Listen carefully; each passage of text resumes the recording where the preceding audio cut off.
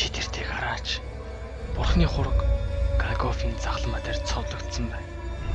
Түүний гар хөлн загалмаа татагдсан ч тэр бидний төлөө тэнгэрт хэцэгтэй залбирч байна.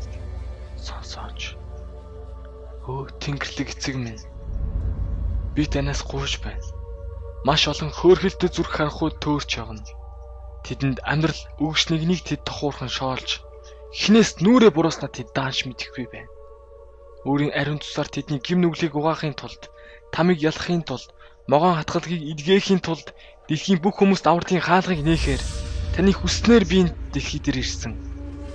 Хончин хоннуудаа цуглуулахын адил би тэднийг олон удаа цуглуулахыг хүссэн. Гэвч тэдний хатуу зүрх, таны хайр инрэл, тушаалыг хүлээн авахыг хүссэнгүй. Та тэднийг уучлаач. Ирэх аимшигтай өдрүүдэд ямар зүйл хийж байгааг тэд ойлгохгүй байна.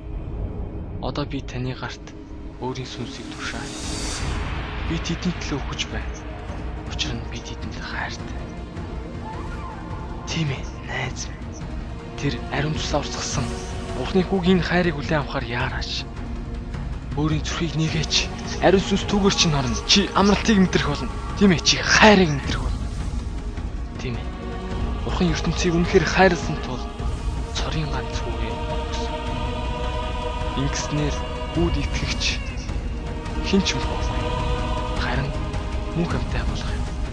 Бурхан өөрийн хүүгээ ертөнцийг яллахын тулд биш. Харин түүгээр дамжуул ертөнцийг аврахын тулд ертөнцийг вэлсэн билээ.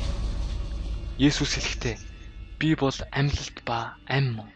Надад итгэдэг хүн үхвч амьдрна. Тийм ээ. Түүнд бүх алдар цүрийг өгөхийн тулд Бурхан түүнийг хөхстээс амьлуулсан. Тэр амьд. Тийм ээ. Түүнд бүх хүч чадал, эрх мэдэл, алдар сүр оршино. Амен.